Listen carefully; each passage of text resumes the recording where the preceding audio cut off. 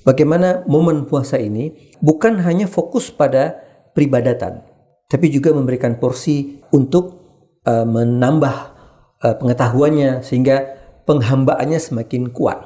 Kalau kita penuhi semua kehendak kita, ya apa bedanya dengan hewan? Nah, momen-momen supaya manusia sadar bahwa dia bukan hewan itu bulan suci Ramadan. Mengapa?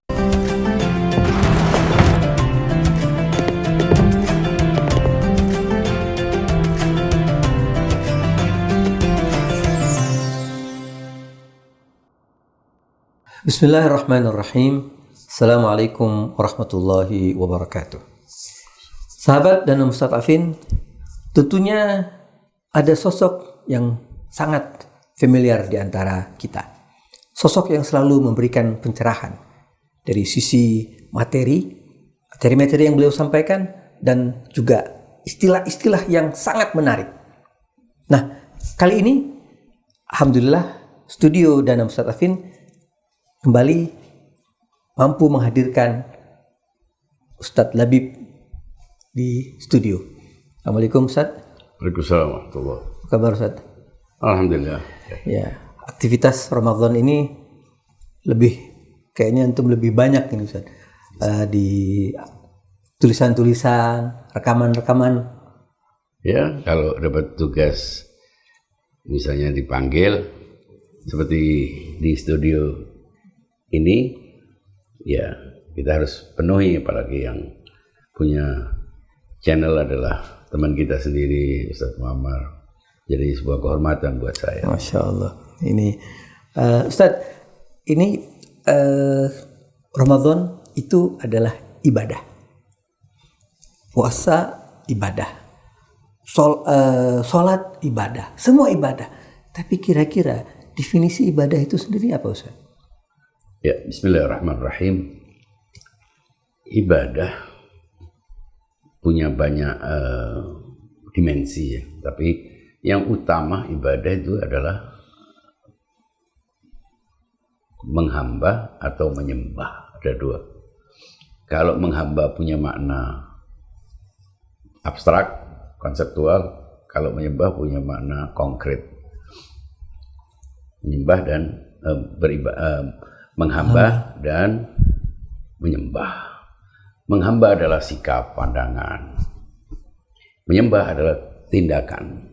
Jadi ekspresi dari penghambaan itu adalah penyembahan. Penyembahan bentuknya adalah gerak tertentu, tindakan tertentu seperti sujud, seperti melaksanakan kegiatan aktivitas-aktivitas tertentu yang merupakan turunan dari penghambaan.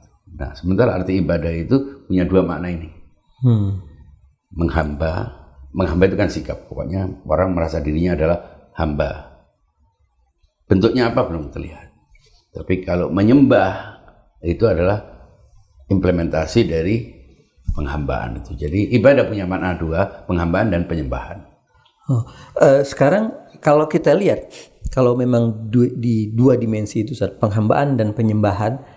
Nah, apakah kalau yang mungkin saya memandang kurang tepat, yang kita lihat pada kebanyakan masyarakat sekarang itu lebih banyak difokus di penyembahan.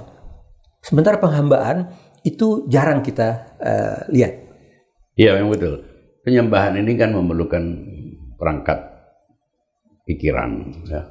Perlu kesadaran, perlu pemikiran, perlu keputusan logis untuk menyadari, memposisikan dirinya sebagai hamba. Nah, setelah dia menyadari, apakah cukup orang cuma menyadari dirinya hamba? Tidak cukup, dia harus mengimplementasikan, dia harus merealisasikan bentuk penghambaan dalam bentuk penyembahan. Nah, penyembahan itu adalah gerak, kepatuhan, konsekuensi dari penghambaan itu. Nah, kalau orang hanya melakukan aktivitas tanpa kesadaran dirinya sebagai hamba, ya memang terlihatnya sepertinya dia menyembah, padahal sebetulnya dia tidak menyembah. Karena apa? Dari mana dia menyembah kalau dia tidak? Saya menyembah kepada sesuatu yang saya yakini saya adalah hambanya. Karena saya menyadari diri sebagai hamba, maka saya menyembahnya. Nah, inilah yang membedakan antara iman dan amal. Jadi iman dalam pengertian yang umum itu kita terjemahkan dalam bentuk kesadaran diri sebagai hamba. Nah, amal itu implementasinya, dan itulah makna penyembahan. Nah, nyembah biasanya itu ya menundukkan kepala, atau itu juga perlu perluasan makna. Apakah hanya itu? Iya, itu makna primer dari penyembahan itu ya sujud, menunduk. Tapi makna umumnya semua kepatuhan. Semua tindakan yang didasarkan pada kepatuhan kepada yang menjadi tujuan dia menghamba Allah. Makanya penghambaan itu tauhid. Kalau dia tidak sadar dirinya sebagai hamba, bagaimana dia menyadari bahwa Tuhan adalah Tuhannya? Jadi dengan menghamba, dia menyadari Allah sebagai sumber hidupnya, sebagai penciptanya, sebagai pengatur hidupnya, dan dia menyadari dirinya sebagai hamba, berarti dia yang diciptakan, dia yang diatur, dia yang mematuhi.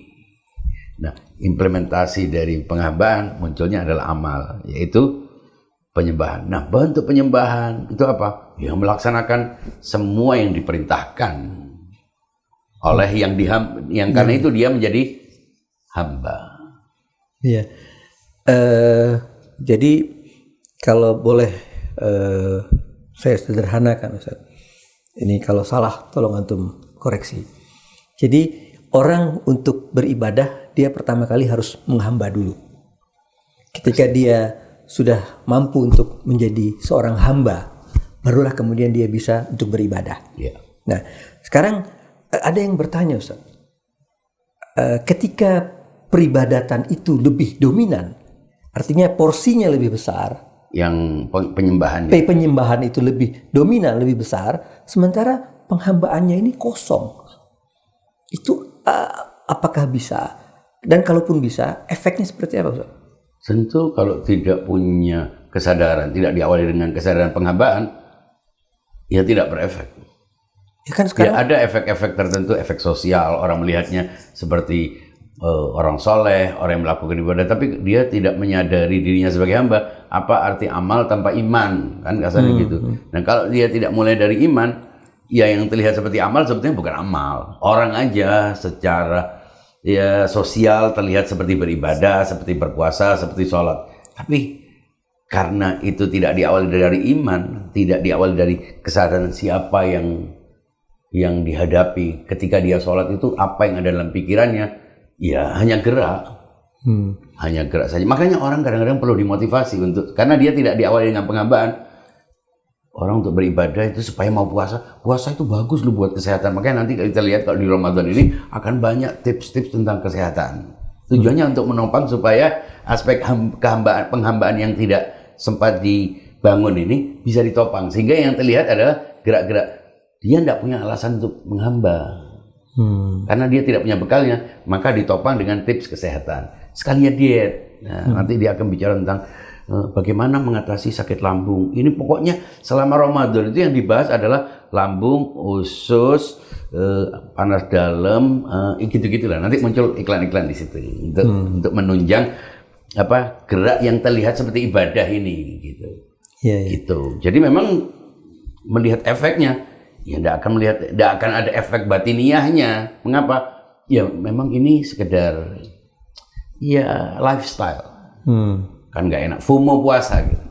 Semua orang puasa, ya nggak enak dong. Walaupun dia sendiri tidak menyadari ini, tidak menganggap itu sebagai penghambaan, tapi rasanya semua orang nggak makan. Ya udah, ikut buka bersama lah. Walaupun dia mungkin tidak puasa atau puasa, walaupun dia sebetulnya tidak tahu apa pengaruhnya. Minimal dia fasting lah, gimana? Kan puasa kan juga punya makna. Nah ini lebih mendorong puasa untuk diet, puasa untuk menjaga hubungan. Nanti akan banyak itu buka bersama di hotel-hotel yang sebetulnya warna ibadahnya kadang nggak sholat tapi puasa. Nah itu puasa FOMO namanya. Iya. Berarti Ustaz, kalau orang menjalankan puasa itu hanya sekedar rutinitas tanpa memaknai hakikat puasa itu dia ya seperti yang sebutkan FOMO. Ya dia lapar. Ya. Dia dapat laparnya kan. mengurangi lemak kan bagus juga. Kadang ada yang tambah gemuk, Ustaz. Oh, Karena dia makan. kecuali kalau ganti puasanya dengan ketika berbuka dengan makanan yang justru di hari biasanya dia lebih sedikit makannya. Ya, dia karena merasa sudah sangat berjuang untuk menekan dirinya untuk tidak makan. Iya, tapi bahwa itu apakah ibadah? Oh, ibadah dalam paket yang sempurna harus diawali dengan kesadaran, iman, pemikiran, alasan-alasan logis yang karena itu dia berpuasa. Kalau tidak tanpa itu, ya dia dapat puasa dalam pengertian yang formal aja, ya dalam bentuk gerak, dalam bentuk tindakan, secara sosiologis dia puasa. Kita tidak bisa mengatakan juga mereka tidak berpuasa. Tapi apakah ada feedbacknya secara spiritual? Apakah kemudian itu membuat dia empati kepada orang, empatinya lebih besar, pedulinya lebih besar, pengendalian kehendak-kehendaknya lebih besar setelah nanti usai bulan Ramadan? Kayaknya itu sulit. Nah, fase penghambaan ini yang terlewat oleh orang. Mengapa? Itu memerlukan pikiran, memerlukan perenungan, memerlukan waktu, perlu effort lah untuk berpikir, dan berpikir itu berat. Berpikir yang sistematis, orang mau berpikir kalau ada hubungannya dengan untung rugi, ya, itu mau dia rela untuk lihat saham, lihat ini sampai berjam-jam juga bisa. Mau mikir untuk itu, mikir kuantitatif. Tapi kalau mikir yang kualitatif itu berat karena tidak terlihat langsung saldonya, angka-angkanya. Nah, kita mengajak orang untuk berpikir kualitatif itu sulit. Iya. Berarti kalau orang mengawali puasa dengan hanya peribadatannya saja, dapat dia lapar ya. Dapat lapar saja. Ya, siapa tahu dia juga kalau dia konsisten bisa berat badannya turun. Ya.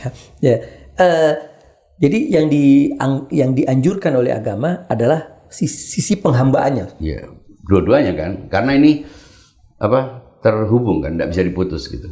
Penghambaan iman dulu, baru amal, penyembahan. Ya. Seperti umumnya teori dulu baru praktek. Ini dalam kehidupan kita pun orang kalau cuma praktek, tapi dia tidak punya konsep tentang itu, biasanya rusak ketika di lapangan gitu. Makanya perlu rapat. Rapat itu kan brainstorming, memperbanyak konsep, kan cuma duduk-duduk kelihatan tidak ada aktivitas. Tapi aktivitas intelektual, sehingga nanti ketika di lapangan sudah tidak ada lagi yang membuat terkendala apa yang harus dilakukan. Nah, ini juga begitu. Kita memperkuat dulu pandangan kita, filosofi, hikmah, tujuan-tujuan puasa secara rasional, secara logis, baru kemudian ketika kita puasa itu berefek terhadap iman. Memang dua-duanya dapat dalam puasa ritual ini, puasa praktek. Kalau dia berniat mengurangi berat badan itu bonus. Tapi tujuan dari utama adalah mengendalikan kehendak. Kehendak ini kan ingin nyaman, ingin itu pada bulan puasa ditekan. Dan kalau dia tujuannya mengendalikan kehendak itu berarti karena kepatuhan, dia pasti dapat efek positifnya. Nah, kalau mungkin Ustaz, antum punya tips bagaimana orang di bulan puasa ini kan adalah momen ketika dia diajarkan oleh agama untuk mengontrol hawa nafsunya, mengontrol pikirannya, mengontrol semuanya. Ini dengan puasa ini. Nah, bagaimana antum punya tips bagaimana momen puasa ini orang juga bukan hanya fokus pada peribadatan, tapi juga memberikan porsi yang baik, yang banyak, yang besar untuk menambah pengetahuannya sehingga penghambaannya semakin kuat. Maka dari itu dalam bulan suci Ramadan orang disuruh membaca Al-Quran. Ada ilmu-ilmu yang kita tidak perlu diajari. Begitu baca Al-Quran ada ilmu-ilmu tertentu yang membuat kita mendapatkan pemahaman, mendapatkan iman.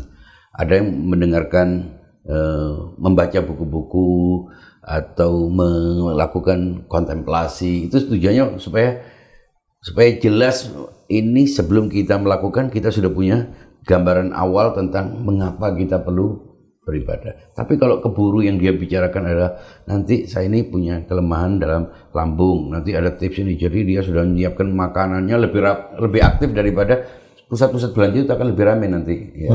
Yang korma, yang sirup, yang artinya persoalan menjadi persoalan remeh puasa. Materi. Iya, materi.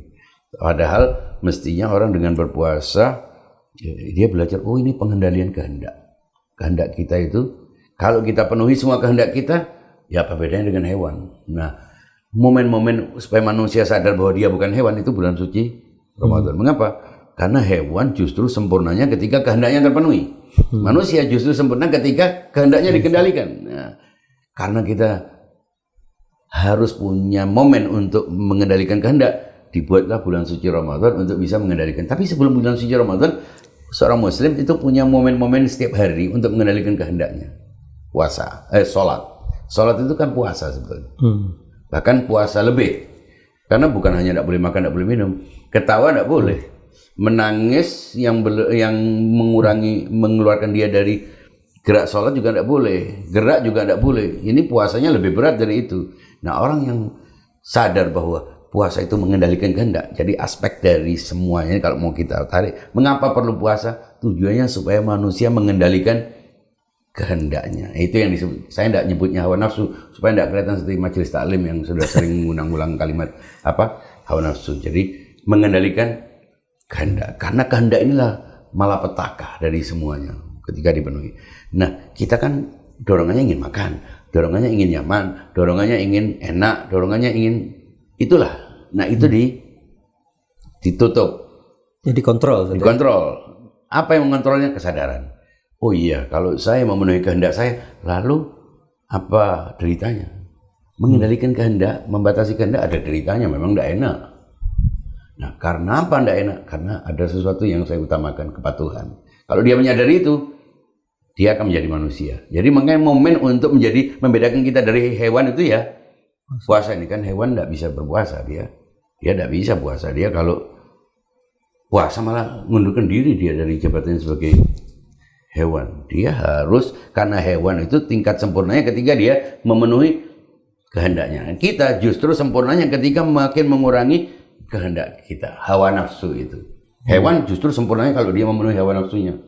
Nah, kalau kita memenuhi semua hawa nafsu kita, kehendak kita, ya kita ini hewan tapi berjilbab, berpakaian, gitu. Yeah. Nah, menarik ini Ustaz. Jadi kalau sekarang ini tadi kan yang membedakan manusia dengan hewan itu adalah manusia mampu mengontrol kehendaknya, sementara hewan dia ketika mampu untuk dia harus memenuhi kehendaknya. Nah, sekarang apakah kehendak yang kita kontrol itu semuanya benar atau ada yang benar, ada yang salah? Mengendalikan kehendak itu tanpa pengendalian, cuma kehendak saja buruk. Makanya menjadi baik ketika kehendak itu sesuai dengan parameter akal. Akal ini mengatakan kamu kendalikan kehendak kamu penuhi. Kenapa? Kamu tidak boleh. Orang kan mestinya makan, tapi kamu tidak boleh. Kehendak kita kan mau makan. Kehendak kita kan mau tidur, kehendak kita mau nyaman, kehendak kita mau dengan akal. Kamu boleh makan kalau bukan makan uangnya milik orang. Kamu boleh makan kalau kamu tidak dilarang. Kamu boleh makan. Ini kan tidak ada larangan untuk makan. Kamu boleh memenuhi kebutuhan seksual kamu, ya kan? Karena kamu manusia, kamu hewan. Tapi dengan akal kamu tidak boleh memenuhi kehendak seksual kamu, pemenuhan seksual kamu kalau itu berhubungan dengan hak orang, kalau itu dilarang, kalau ini semuanya pembatas-pembatas inilah yang karena itu dia menjadi manusia. Jadi semua kehendak sebetulnya memenuhi kehendak adalah kita harus sejak awal kita sudah punya kehendak. Dan namanya hewan kan punya kehendak, tapi karena kita manusia kehendak kita dibatasi. Ada kehendak harus sesuai dengan norma-norma, sesuai dengan nilai-nilai agama, kepatutan, pantas, tidak pantas. Itulah yang membuat kita terbedakan dari hewan. Jadi apakah kita boleh berkehendak? Harus, namanya hewan. Kita kan hewan sebelum jadi manusia. Dan karena kita punya kehendak itulah, makanya kalau ada definisi al-insan hayawanun, kalau mau diperpanjang, jismun namin mutaharrik bil iradah, bergerak dengan kehendak, natik. Nah, akal inilah yang membatasi kehendaknya. Jadi secara umum kehendak itu netral. Ya. Menjadi baik dan buruk ketika apakah itu melanggar, Apakah itu patut, tidak patut? Hewan kan tidak berlaku itu. Patut, tidak patut, makanya tidak perlu malu hewan. Hewan malu berarti dia jangan-jangan dia sudah naik pangkat jadi manusia. Kita justru kalau tidak malu, jangan-jangan kita sudah turun klasmen, turun menjadi hewan. Dari mana munculnya malu? Karena akal. Akal melarang kita melakukan pelanggaran. Nah, malu itu adalah ekspresi kesadaran tentang pelanggaran. Iya. Boleh nggak Ustaz, ketika ada orang yang menyimpulkan mungkin sudah 30 tahun dia berpuasa atau lebih atau kurang, tapi puasanya tidak memberikan hasil karena selama ini ternyata puasa itu hanya sekedar peribadatan tanpa dibarengi dengan penghambaan, sehingga puasa itu ini yang Imam Ali mengatakan dia tidak merasakan apa-apa kecuali rasa lapar dan haus. Iya betul. Kalau dia tidak menyadari ini sebagai sebuah penghambaan, ini karena kepatuhan, karena ingin membersihkan diri, membebaskan diri dari kehendak-kehendak hewani, ya dia hanya dapatnya lapar. Kadang malah ya pura-pura puasa boleh jadi. Dia pura-pura puasa, dia tidak makan, tidak minum, tapi tidak ada efeknya sama sekali. Bohong tetap, menghina orang tetap, ini kan semuanya dilakukan, berarti dia hanya mengendalikan makannya saja, urusan perutnya, tapi perilaku. Tapi kalau orang melakukan penghambaan, tujuannya tidak hanya makan dan minum yang dia tahan, apapun yang semestinya haram dilakukan di bulan lain. Kalau sekarang kan orang jangan bohong dong, ini kan bulan puasa. Emang di selain bulan Ramadan boleh bohong? Seolah-olah ada kewajiban. Nah, ini orang disadarkan bahwa menghina, menggunjing, melukai hati orang, membuat kalimat-kalimat yang tidak patut itu juga berlaku di bulan lain.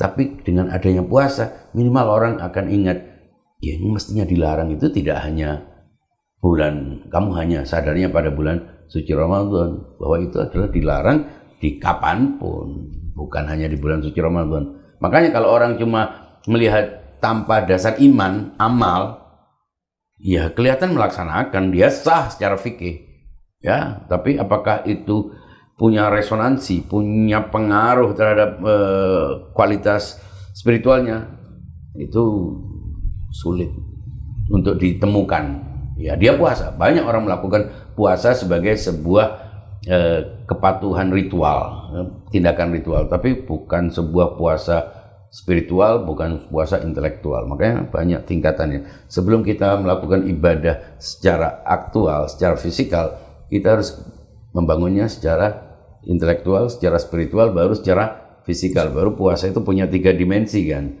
Akalnya, hatinya, raganya. Nah, kebanyakan orang lebih suka mengisi dengan raganya, sehingga akhirnya dapat level yang paling ringan lah. Tetap ibadah, cuma kan ibadahnya kalau kita bedakan mobil itu ya, mulai dari yang paling bagus, mewah, mobil menengah, yang paling rendah ya minimal odong-odong lah, daripada tidak ada kan masih tetap bisa putar-putar kota.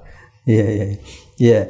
Ini luar biasa ya. Jadi memang ketika duduk sama antum ini banyak pencerahan-pencerahan baru, Ustaz.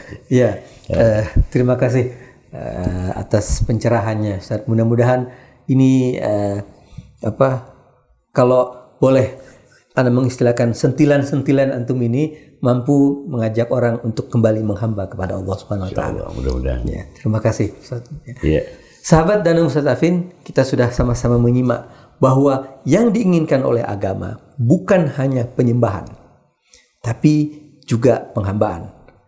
Yang tadi kita sama-sama simak dari Ustaz Labib, bagaimana orang itu juga harus porsi penghambaan itu juga harus sama. Sehingga kalau kita lihat banyak orang-orang berpuasa, tapi dia hanya mendapatkan rasa lapar dan haus karena dia hanya menjalankan peribadatan saja, sementara penghambaannya dia abaikan. Mudah-mudahan puasa kali ini dan seterusnya kita terus meningkatkan penghambaan kita sehingga kita menjadi hamba yang sebaik-baik hamba. Terima kasih. Assalamualaikum warahmatullahi wabarakatuh.